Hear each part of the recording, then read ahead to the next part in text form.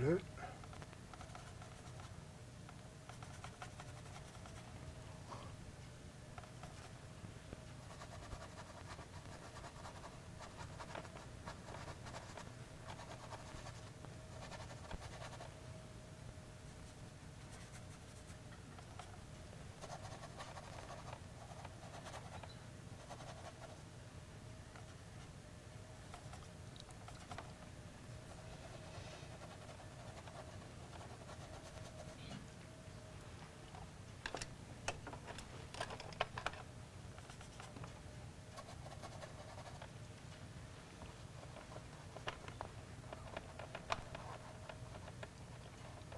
Je travaille souvent avec mon doigt. Oui. Voyez-vous mon doigt, comment il écoute, à force de travailler dessus. Et c'est très utile. Bon. Pourquoi je mets le bleu ici?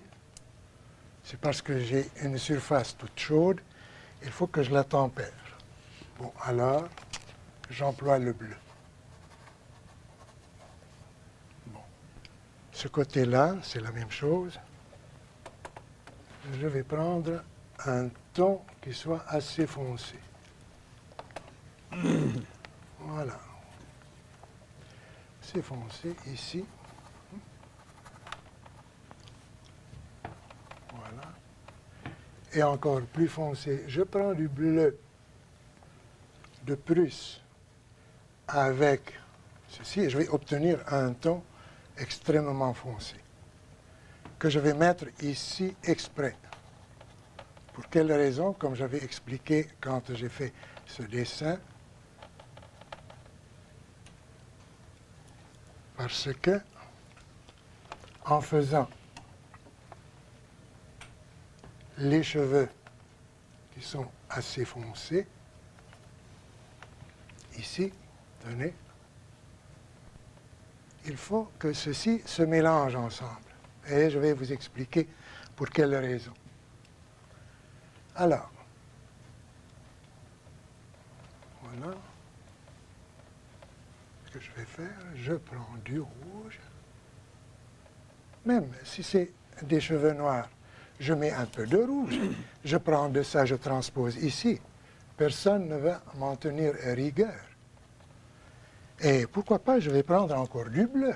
Je prends du bleu, du vert, et je peux insérer ça là-dedans. Ça donnera une variété. La même chose ici.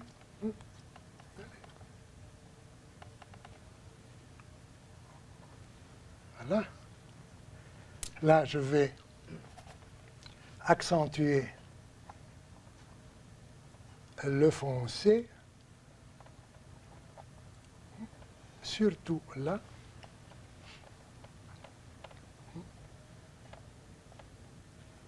Et je travaille, il faut travailler partout à la fois. J'ai, au bout de mon pinceau, un ton foncé, et je regarde un peu partout. Est-ce qu'il y a une place où je pourrais mettre ce ton? Oui, je pourrais le mettre ici. Je le mets là, en attendant.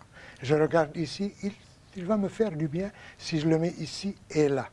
J'en profite. Et je mets tout en relief. Et pourquoi pas encore ici en même temps, un petit point. Bonjour Sylvie, bonjour Gérard. Bonjour, monsieur. Madame, monsieur, bonjour. On m'a pris en plein travail. C'était en préparation pour la finition de ce tableau que j'ai commencé la semaine dernière. Et pour faire cette peinture, j'ai eu l'idée d'abord de faire une tête. Ensuite, je me suis dit, mais pourquoi ne pas faire une composition?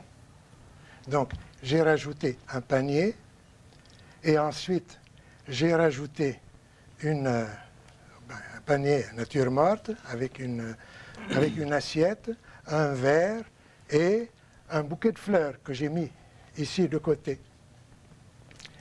Et ceci, ça va me donner une composition, c'est-à-dire je vais attaquer plusieurs sujets en même temps.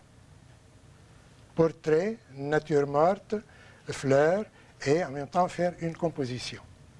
La composition est très très délicate. Pour la faire, il faut vraiment une palette assez riche. Mais la palette que je vous ai montrée ici, ce n'est pas une palette qui est exigible à chaque fois. Il y en a de trop. Mais pour les besoins de la cause, j'en ai mis pas mal. Et comme vous voyez, je peux éliminer pas mal de couleurs ici. Et si je les mets, c'est simplement pour des explications. Oui, j'aurais une question, M. Hattier. J'ai remarqué que lors de la première séance, que vous appelez la séance d'impression, là, que vous n'avez pas employé de blanc. Oui. Y a-t-il une raison à ça? Puis, parce que maintenant, vous l'employez, là? Bien, évidemment, je vais employer. Pour quelle raison? Quand j'ai commencé à ébaucher cette toile, je n'ai pas employé le blanc. Je me suis servi du blanc de la toile pour faire transparaître, pour remplacer le blanc de zinc ou le blanc d'argent que j'emploie. La raison est simple. Si vous employez le blanc est une couleur opaque. Si vous mettez le blanc dès le départ, ce blanc va charger la toile complètement. Donc, au fur et à mesure que vous mettez des couleurs, le blanc de la toile disparaît et il faut le remplacer par un blanc artificiel qui est le blanc d'argent ou le blanc qu'on a sur la palette. Parce que si vous employez le blanc dès le départ, en ébauchant votre peinture, ce blanc va affecter la sonorité du tableau par la suite. C'est un phénomène simple. Il vous sera extrêmement difficile de vous en débarrasser et à la longue, les couleurs que vous mettez par-dessus, mélangées avec ce blanc dès le départ, ça va ternir la sonorité de votre tableau. Donc le moins possible de blanc, surtout pour commencer. Évidemment, par la suite, comme dans ce cas-là ici, je vais par exemple mettre du blanc. Je vais en mettre pas mal de blanc. Je vais prendre ce blanc-là qui ne sera pas pur. Je vais prendre un petit peu de vert avec et je vais mettre du blanc ici. Tenez. Ça, c'est opaque. Évidemment, le blanc de la toile qui est en dessous, il est parti. Je mets ceci et en même temps, je vais le laisser tel quel. Je n'emploie plus d'essence. Je n'emploie plus d'huile. Je prends la couleur telle qu'elle est, opaque. La transparence ne joue plus. Et elle est là. Et je la mets un peu partout, là où il en faut. Seulement, il ne faut pas exagérer. Toujours, votre doigt doit travailler pour adoucir les rapports des coups de pinceau entre eux. Alors, comme vous voyez ici, le fond, il est chaud. Il l'emporte sur le sujet. De quelle façon il l'emporte sur le sujet? C'est-à-dire que ça, c'est une couleur voyante. Mais ça n'a pas d'importance, il n'y a pas une différence entre le fond et entre le sujet lui-même. Pour quelle raison? Parce que c'est grâce au fond que le sujet apparaît et il se met en valeur. Comme par exemple, j'ai fait ici un vert et il faut faire paraître ce vert. De quelle façon je peux le faire? J'ai mis un fond très, très sombre. Et à ce moment-là, avec quelques petites touches que vous mettez par-dessus, tout en faisant apparaître le fond, et puis vous avez l'effet que vous avez cherché, que vous avez désiré. Maintenant, oui. Pourquoi vous n'avez pas pris le vase de fleurs en plus important ou par rapport aux deux autres?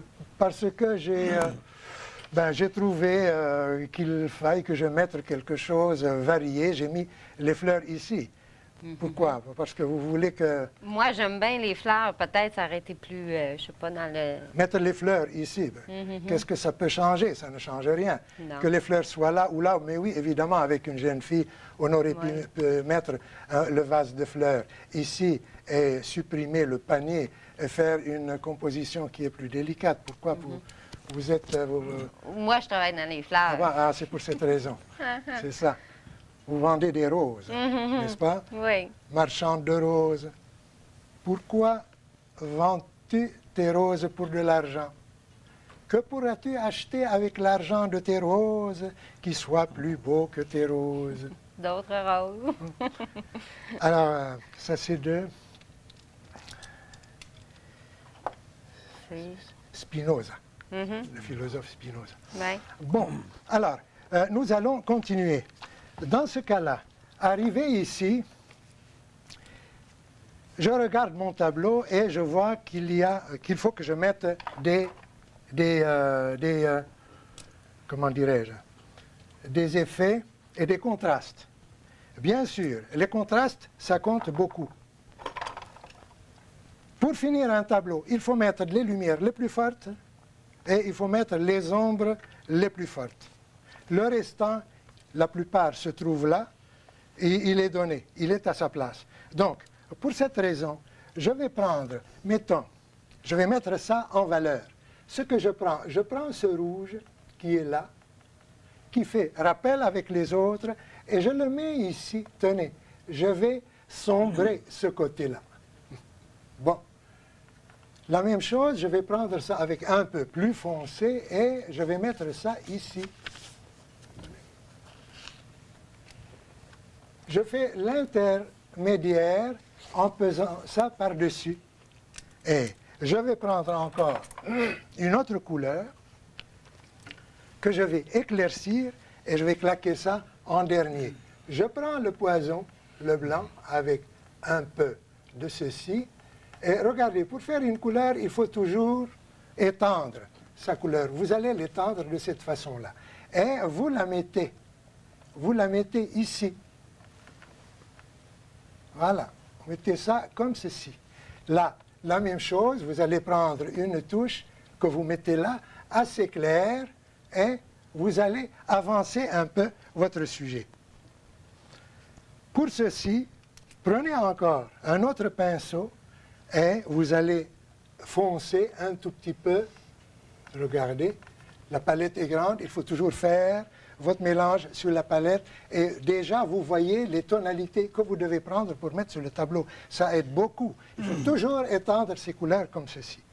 Je prends donc le vert émeraude, je prends un tout petit peu de brun avec pour le foncer un peu, voilà, et je vais mettre ça ici.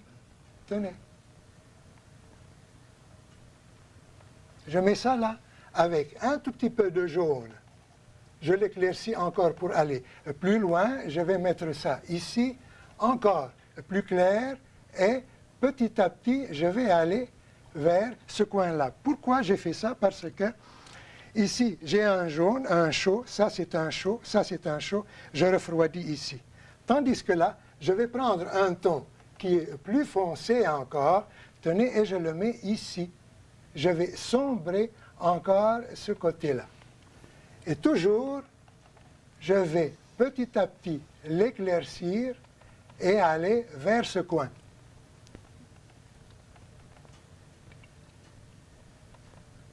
Voilà. Et encore plus. Alors là, je commence à faire un peu plus de variété. Rien n'empêche de prendre un jaune comme ceci et un blanc comme cela, un tout petit peu d'orangé pour le réchauffer un peu, comme ceci, et mettre un ton là assez clair. Vous mélangez tout ça. Donc regardez, ça commence déjà à avoir un tout petit peu de gueule. Ici, vous faites la même chose. Un point qui est définitif, que vous ne toucherez pas, vous allez faire la même chose ici et voilà, un petit point là, un petit point ici. Là, je ne sais pas si je vais avoir le temps. Ceci est chaud, ceci est chaud. Je ferai mieux de mettre cette couleur ici et cette couleur là. Ça fera mieux. Maintenant, au point de vue de composition, j'ai une ligne horizontale. L'original était une table ronde, c'est-à-dire le premier dessin que j'ai fait d'après ça.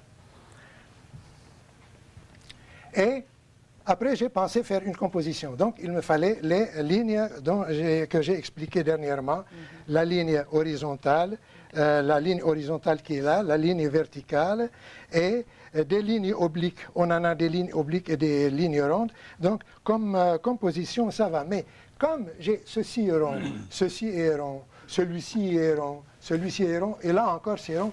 Je dirais, ben mieux, il faut changer quelque chose. Ce que je ferai, moi, je prendrai ce sujet, celui-ci, et puis je dis, tiens, je vais faire ça, que ce soit un vase qui soit en longueur, comme ceci. Tiens, je vais faire ça comme ça. À ce moment-là, j'éliminerai, je vais éliminer le fond des deux côtés. Je vais éliminer ça, je mettrai ça comme ceci. Voyez-vous, je vais éliminer ça en attendant.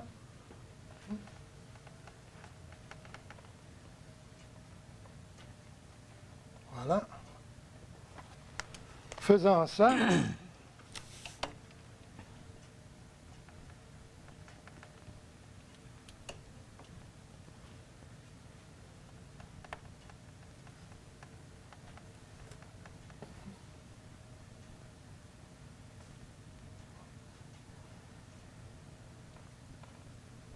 et je vais mettre ici un petit peu de bleu clair. Là, tenez. Je vais changer tout ça, en faire un vase. Un vase clair.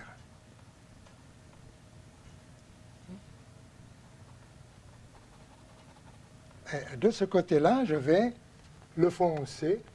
Voilà. Je le foncerai de ce côté. Et j'ai changé mon vase de couleur et au lieu qu'il soit rond, je fais ça qui va aller harmoniser un peu les autres. Ça c'est rond, celui-ci c'est vertical. Monsieur Attier, Oui, autrement dit, vous vous souciez autant des vides que des que pleins. des pleins. Oui, oui, eh bien ça c'est très important. Comme vous voyez, je n'ai pas touché au sujet. Le sujet principal, ce qui intéresse le public, c'est la tête, les yeux, les oreilles, le regard et tout ça, la position. Moi, je regarde le visage aussi bien que je regarde le fond qui est à côté. C'est pour cette raison, je vais donner autant d'importance, je ne dirai pas plus, autant d'importance pour le vide et le plein. Qu'est-ce que c'est le vide et qu'est-ce que c'est le plein? C'est-à-dire, on peut l'appeler aussi le contenant Oui, vous nous avez et déjà dit le ça, ouais. contenu. Le vide, dans ce tableau, où est le vide? Le vide, c'est le fond. Ça, ça et ça c'est le vide. Celui-ci encore, c'est le vide. La table est encore considérée comme étant vide. Les pleins, qu'est-ce que c'est? Les objets qui meublent ceci. Vous avez ici, ça c'est le plein, ça c'est du plein, le personnage aussi, ça et ça, tout ça c'est le plein du tableau. On peut appeler ça le contenant et le contenu, comme j'ai dit. Qui est le contenant? Le contenant, c'est le vide. Le contenant, c'est le vide. Et le contenu, c'est les objets qui meublent le tableau. Ça a toujours d'importance, bien entendu. Alors, étant rendu là,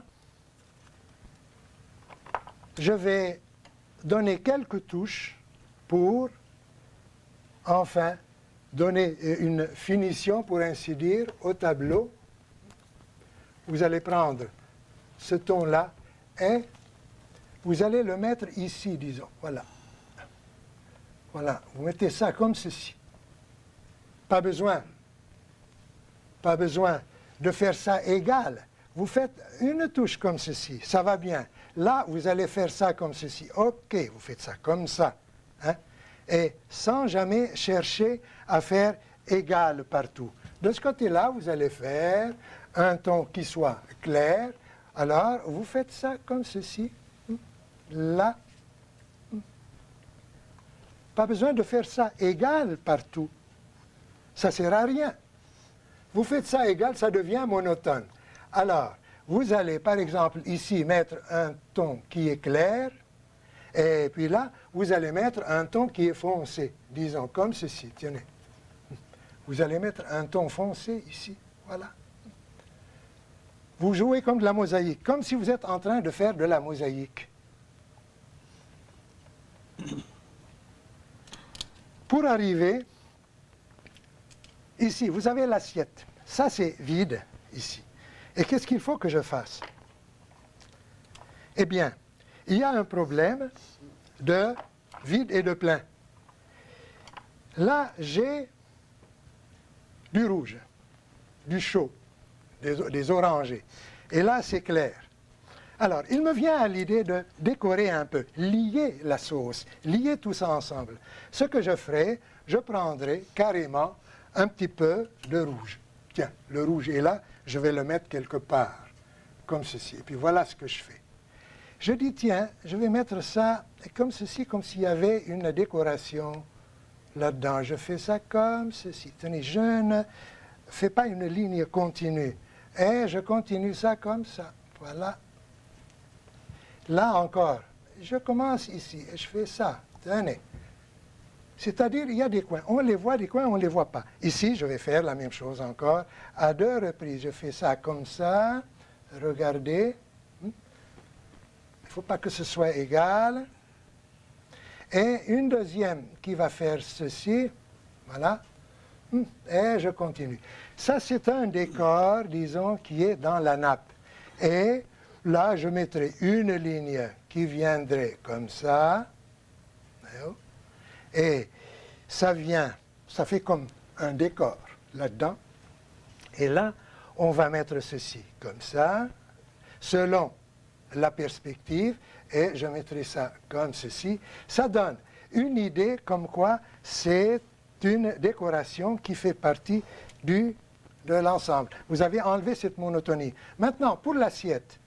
L'assiette, on a du bleu. Il faut faire un peu de bleu. Est-ce que vous prenez un peu de bleu? Tiens, vous allez prendre ce bleu-là et sans faire des lignes tout à fait nettes, vous allez faire une ligne comme ceci. Vous allez interrompre votre ligne et faire ça.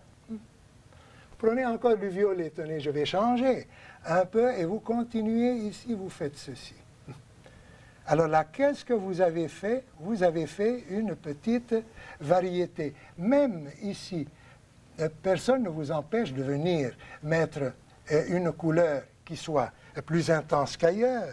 Vous prenez le blanc et vous mettez ce blanc par ici pour finir. Tenez, voilà, prenez ça avec un peu de jaune et vous continuez votre sujet.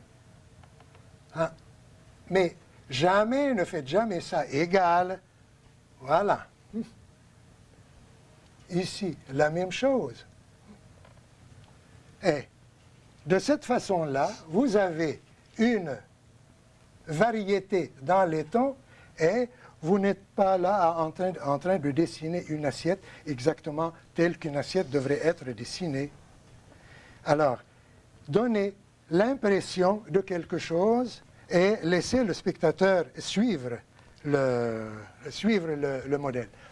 Bon, à la prochaine, je vais vous montrer la différence entre le dessin qui a été fait au préalable et la peinture elle-même. Je les mettrai l'un à côté de l'autre et je vous montrerai pourquoi j'ai fait des transformations pour arriver d'un dessin déjà parti tout simple. Après, j'ai fait une autre composition. Maintenant, je vais m'adonner un peu à donner l'adresse pour les téléspectateurs, ceux qui veulent bien m'écrire.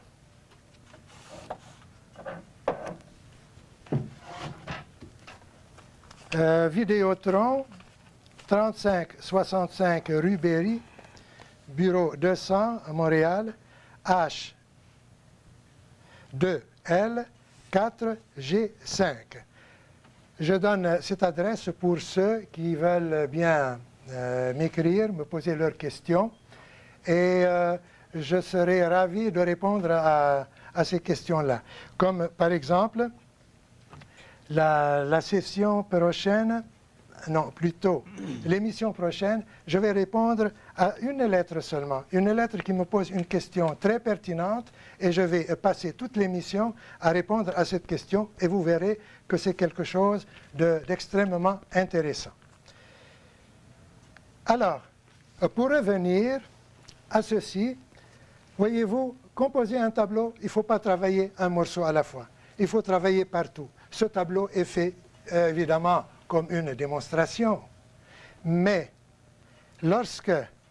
si ce tableau, je vais vous le montrer, mettons, dans 5 mois ou 6 mois, il sera tout à fait différent. Tout à fait différent, ça change. Le tableau change selon l'humeur, ça change selon le ton qu'on met. À chaque fois qu'on met un ton, il appelle un autre. Rien n'est définitif dans une peinture. Donc, la peinture, ça se travaille à l'infini.